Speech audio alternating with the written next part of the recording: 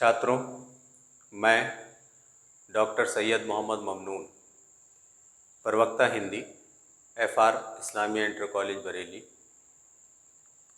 कक्षा 12 की हिंदी विषय की इस कक्षा में आज हम हिंदी व्याकरण के बारे में जानेंगे। ठीक है, तो मैं इस पे लिख देता हूँ कक्षा 12।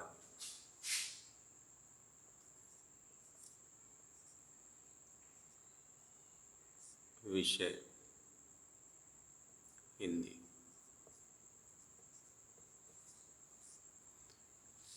बच्चों, आज का जो अध्याय है वो है हिंदी व्याकरण। ये हिंदी व्याकरण बोर्ड की जो सामान्य हिंदी का जो पाठ्यक्रम है उसके अंतर्गत ये निर्धारित है आप लोगों के लिए। इसके अंतर्गत हम आज पढ़ेंगे। सबसे पहले हम इसकी हेडिंग डाल लेते हैं, हिंदी व्याकरण।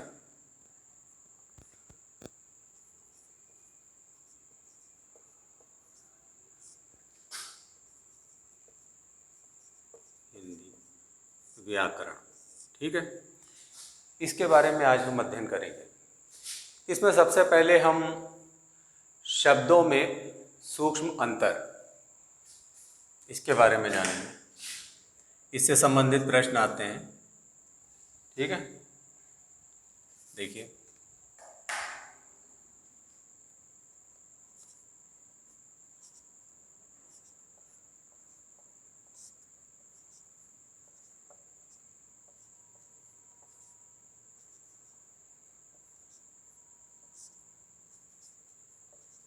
शब्दों में सूक्ष्म अंतर, इसको हम लोग समध्वनि भिन्नार्थक शब्द भी कहते हैं।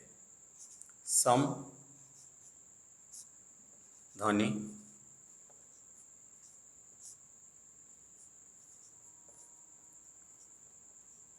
भिन्नार्थक शब्द भी कहते हैं, और इसको हम लोग समोच्चरित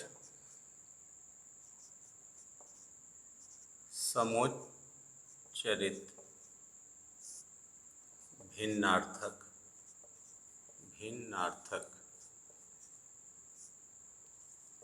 शब्द भी कहते हैं। एक और नाम से इसको जाना जाता है बच्चों, शब्द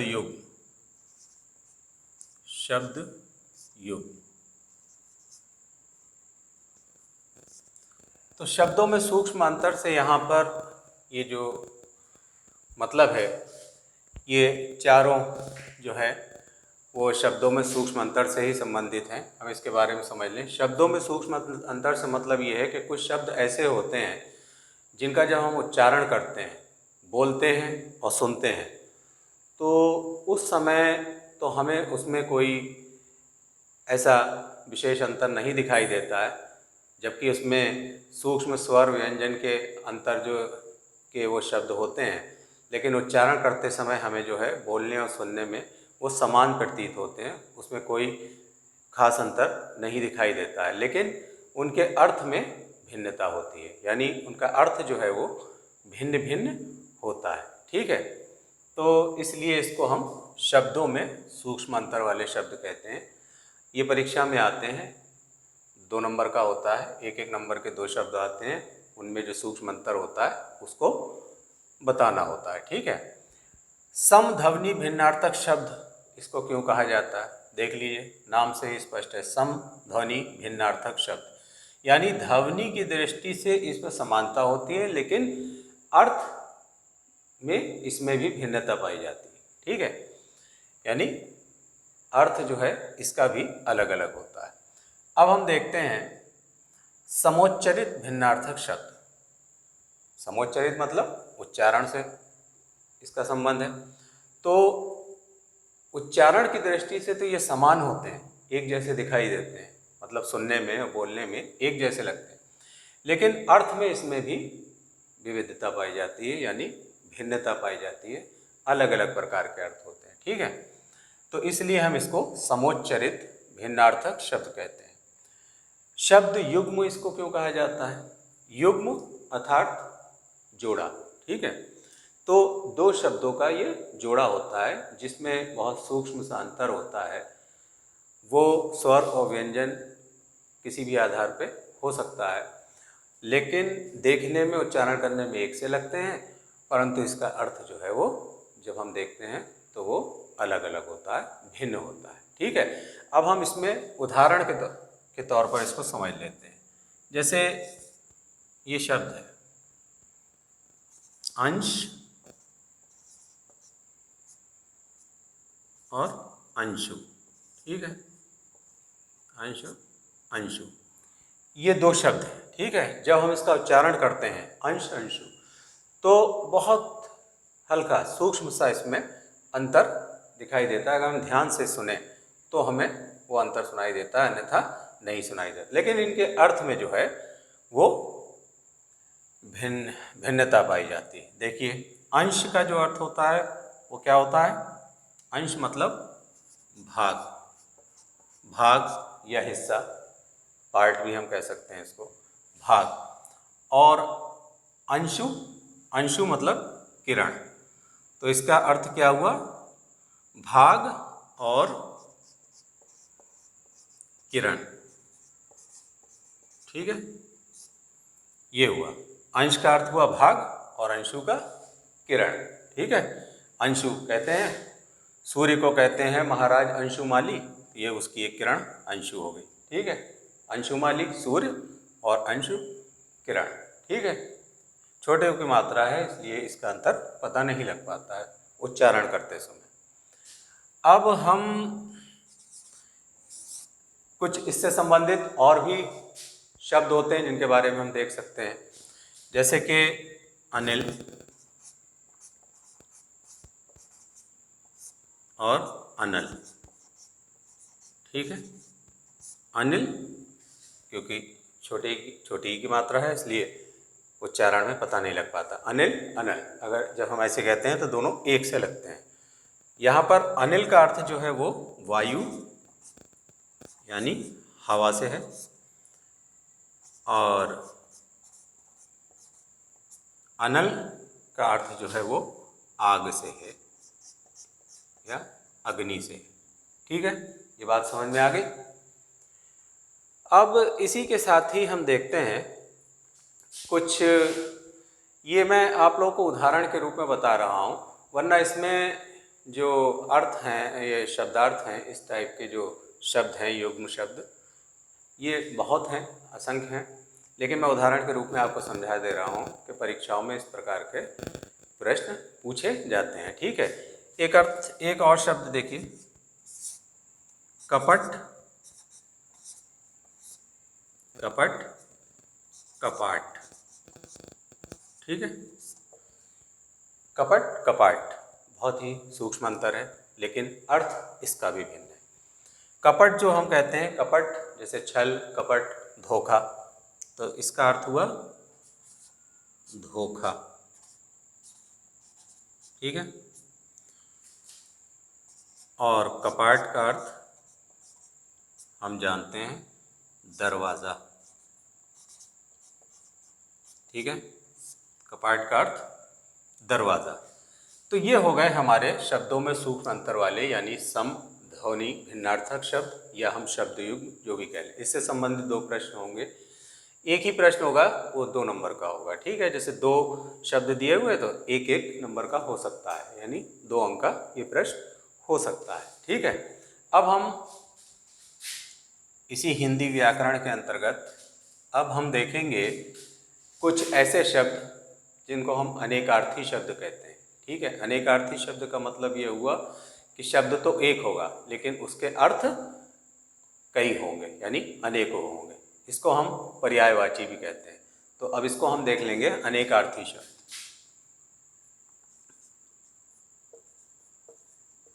अनेकार्थी शब्द, ठीक है। अनेकार्थी शब्द, ये जो है बच्चों, इसको हम पर्यायवाची भी कहते हैं, क्योंकि एक शब्द के कई कई पर्याय भी होते हैं। ठीक है, यानी एक ही शब्द के कई अर्थ भी हो सकते हैं। तो इसमें पहला हम देखते हैं उदाहरण के रूप में कनक। कनक के जो अन्य अर्थ हो सकते हैं यानी पर्याय हो सकते हैं, वो एक तो धतूरा, ठीक है, सोना, पलाश, ठीक है, और एक अनाज भी हो सकता है। अनाज, ये हो सकते हैं। ठीक है, ये हो गया कनक का। ठीक है, इसी तरीके से हम देख सकते हैं जैसे जल। जल के पर्याय कौन कौन से हैं जो अन्य अर्थ हैं? जल को हम सीधे सीधे एक तो पानी हम जानते हैं, ठीक है, प्रतिष्ठा, प्रतिष्ठा, और इसका एक और अर्थ चमक, चमक भी होता है। चमक के अर्थ में भी ये प्रयुक्त होता है। ठीक है, चमक इत्यादि।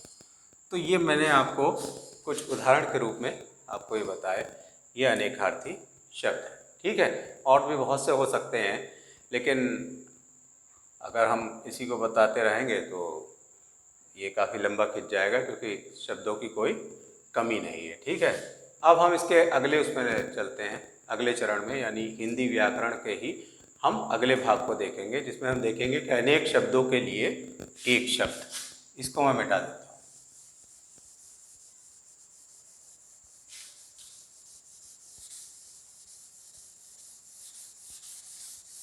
अनेक शब्दों के लिए एक शब्द, इसको हम वाक्यांश के लिए एक शब्द भी कह सकते हैं। ठीक है,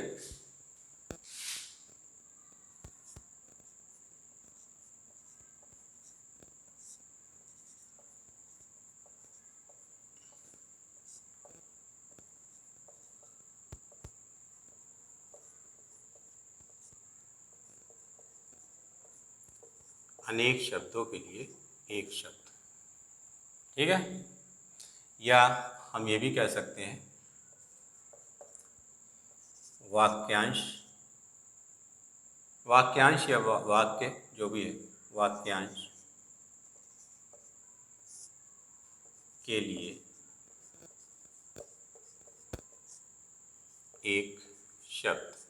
ठीक है, ये ऐसा होता है बच्चों कि एक पूरा वाक्य होता है या वाक्यांश होता है, या हम ये कहें कि शब्दों का एक समूह होता है जो कि वाक्य रूप में होता है। उस सब के लिए एक शब्द होता है जो इस पूरे वाक्य के अर्थ को स्पष्ट करता है, यानी उसका द्योतक होता है। तो संक्षेप रूप में अपने भावों की अभिव्यक्ति के लिए ऐसे शब्दों का भाषा में प्रयोग होता है। ठीक है, उदाहरण के रूप में जैसे हम ये देख सकते हैं कि जिसको जीता ना जा सके, या जिसे जीता ना जा सके, इसके लिए क्या होगा? एक शब्द अजय भी हो सकता है। ठीक है, इसको हम जिसे जीता ना जा सके उसको अजय कहते हैं। ठीक है, या जिसे कोई जीत ना सके, ये भी हम कह सकते हैं, तो भी ये अजय होगा। जिसे जीता ना जा सके या जिसे कोई जीत ना सके, जो कुछ भी है, उसके लिए ये शब्द इस्तेमाल होता है। ठीक है, ऐसे ही एक आध उदाहरण और हो सकता है, जैसे जिसका पति मर गया, मर गया, क्या कहते हैं उसे? जिसका पति मर गया हो, उसके लिए एक शब्द जो है वो प्रयुक्त होता है, क्या कहते हैं उसको? विधवा। ठीक है, जिसका पति मर गया हो उसको क्या कहते हैं? उस स्त्री को, उसको विधवा कहते हैं। ठीक है, इसी प्रकार से जिसकी पत्नी मर गई हो तो उसको विदुर कह सकते हैं। ठीक है, इसी प्रकार से बहुत से शब्द होते हैं जिनको हम लिख सकते हैं। ठीक है, या हम ऐसे कहें कि जो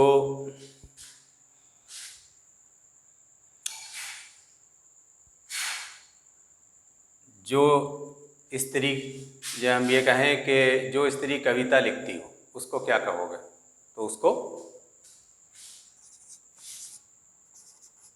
जो स्त्री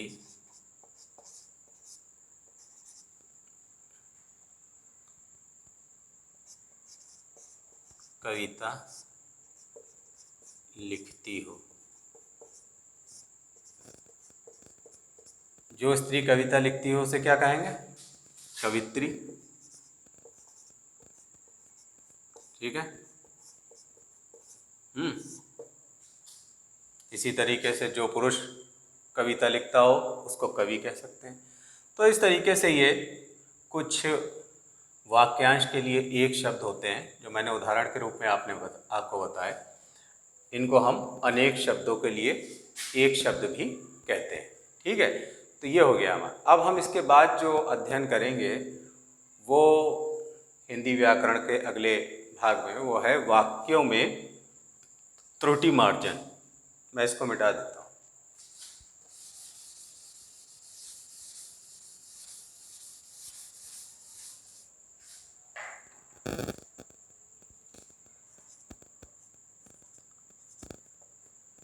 वाक्यों में त्रुटि मार्जन।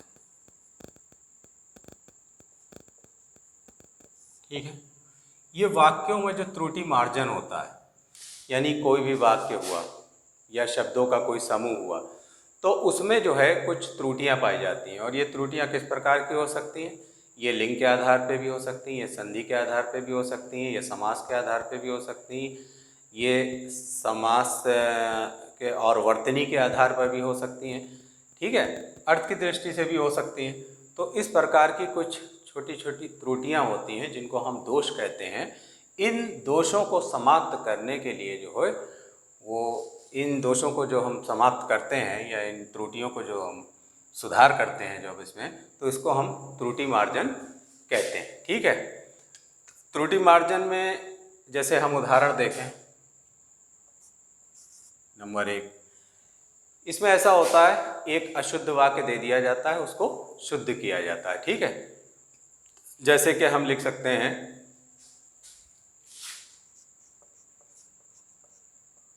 मीराबाई कृष्ण भक्त कवि हैं। मीराबाई कृष्ण भक्त कवि, ये वाक्य क्या है, ये अशुद्ध है। ठीक है, ये अशुद्ध वाक्य है। ठीक है, अब इसको जो हम शुद्ध करेंगे तो क्या लिखेंगे, ये हमारा शुद्ध वाक्य है। इसको शुद्ध ऐसे करेंगे कि मीराबाई क्योंकि स्त्री है, महिला है, और महिला के साथ कभी कवि नहीं आता, कवित्री आता है, जैसे मैंने अभी पीछे बताया था आपको एक उदाहरण में। ठीक है, तो इसमें सही जो होगा, इसके जो त्रुटि मार्जन जब हम करेंगे तो कवि के स्थान पर कवित्री हमें लिखना होगा। ठीक है, क्योंकि मीराबाई स्त्री है। इसमें हम लिखेंगे मीराबाई कृष्ण भक्त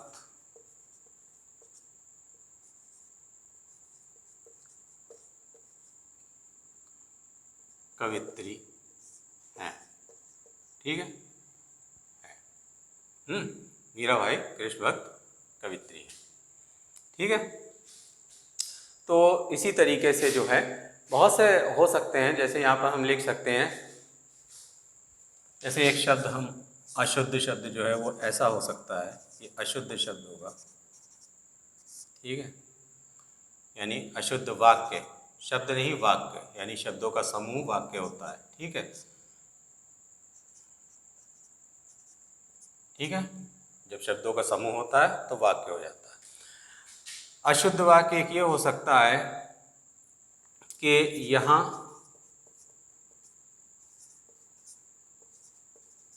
शुद्ध गाय का दूध मिलता है। ठीक है, यहाँ शुद्ध गाय का दूध मिलता है। देख रहे हैं आप, ये जो है ये सेंटेंस गलत है, ये पूरा वाक्य जो है ये गलत है। यहाँ शुद्ध गाय का दूध मिलता है, शुद्ध गाय का कोई औचित्य नहीं बनता, कोई महत्व ही नहीं बनता। गाय शुद्ध हो या अशुद्ध हो, उससे कोई महत्व तो इस बात का है कि दूध शुद्ध होना चाहिए। ठीक है, तो देखने ही से लग रहा है कि अशुद्ध है, तो इसका जो शुद्ध वाक्य होगा वो इस तरह से होगा। ठीक है, शुद्ध वाक्य, इसमें हम लिखेंगे कि यहाँ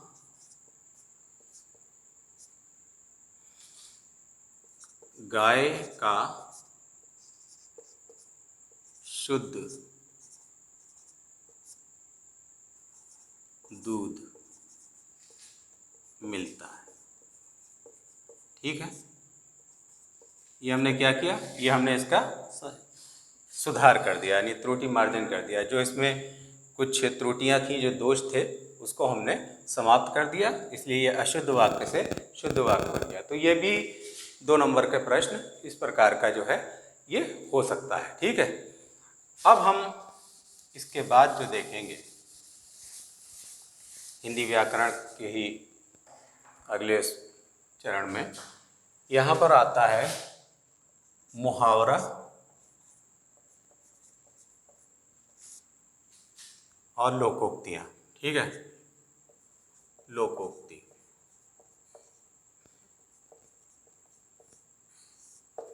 मुहावरा, लोकोक्ति।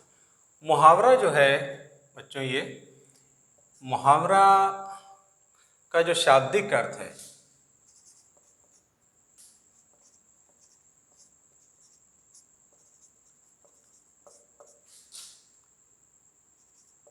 वो है अभ्यास, अभ्यास। ठीक है, ये, और ये अरबी भाषा का शब्द है। मुहावरा जो है अरबी भाषा का शब्द है, अरबी भाषा का शब्द है। ठीक है, कुछ बातें ऐसी होती हैं जो प्रचलन में आ जाती हैं और वो मुहावरा के रूप में प्रयुक्त होती हैं। ठीक है, इसमें ऐसा होता है कि ये अपना जो इनका साधारण जो अर्थ है उसको त्याग कर ये कुछ विशेष अर्थ को प्रकट करते हैं। ठीक है, यानी इसमें होता यह है कि प्रत्यक्ष अर्थ से थोड़ा हटके ये कुछ विलक्षण अर्थ जो है वो बताते हैं। ठीक है, मुहावरे यानी ये जो इनका जो एक प्रत्यक्ष अर्थ होता है उससे अलग हटके ये थोड़ा सा क्या बताते हैं, ये बताते हैं आपको थोड़ा सा विलक्षण अर्थ है, थोड़ा सा अलग, तो इसलिए ये मुहावरे कहलाते हैं। ठीक है, अब जैसे उदाहरण के रूप में हम एक उदाहरण ले लेते हैं, आकाश पाताल एक करना, आकाश पाताल एक करना, ये क्या हुआ, मुहावरा। ठीक है, अब इसका अर्थ क्या होगा, ये मुहावरा है, ये मुहावरा है, ये इसका अर्थ हो जाएगा। इसका अर्थ क्या होगा, आकाश पाताल एक करना, कठिन परिश्रम करना, कठिन परिश्रम करना। ठीक है, तो ये 2 नंबर का ये भी होता है एक प्रश्न, इसमें वाक्य में प्रयोग भी पूछा जाता है, अर्थ बताकर वाक्य में प्रयोग, यानी मुहावरा दिया हुआ होता है, कहता है कि अर्थ में अर्थ बताते हुए वाक्य में प्रयोग कीजिए, तो वाक्य में प्रयोग भी कर सकते हैं, चाहे इसके हम आगे लिखें या हम अलग कर लें। वाक्य में प्रयोग, तो इसका वाक्य में प्रयोग क्या होगा, देखो कोई भी हम अपना सोच के अपनी बुद्धि से लिख सकते हैं कि रमेश ने अच्छे अंक प्राप्त करने हेतु आकाश पाताल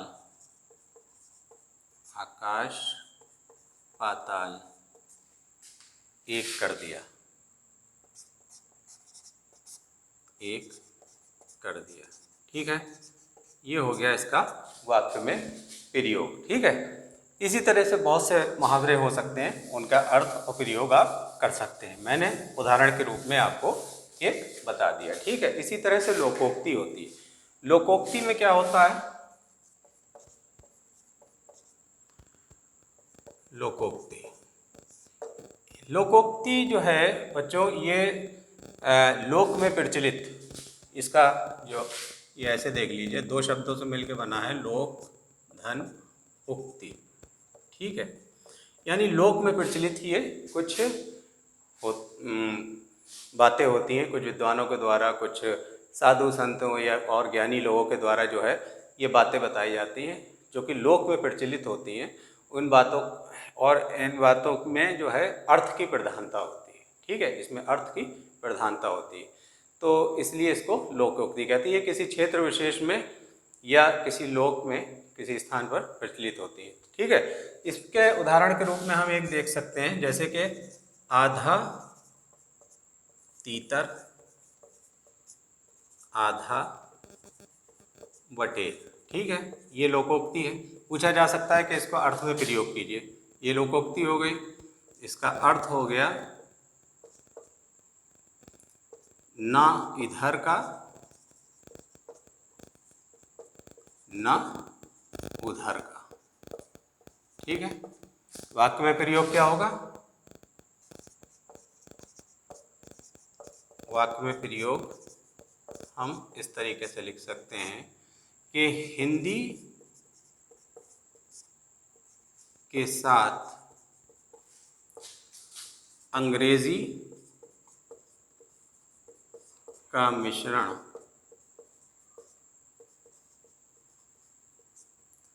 ऐसा प्रतीत होता है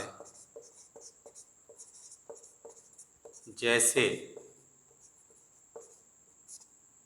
आधा तीतर आधा बटेर। ठीक है, आधा तीतर आधा बटेर है, जैसे आधा तीतर आधा बटेर, ये हो गया। तो इस तरीके से ये आपका हिंदी व्याकरण की कक्षा यहीं पर मैं समाप्त करता हूँ। मैं आशा करता हूँ कि आपकी सब समझ में आ गया होगा। ठीक है, धन्यवाद।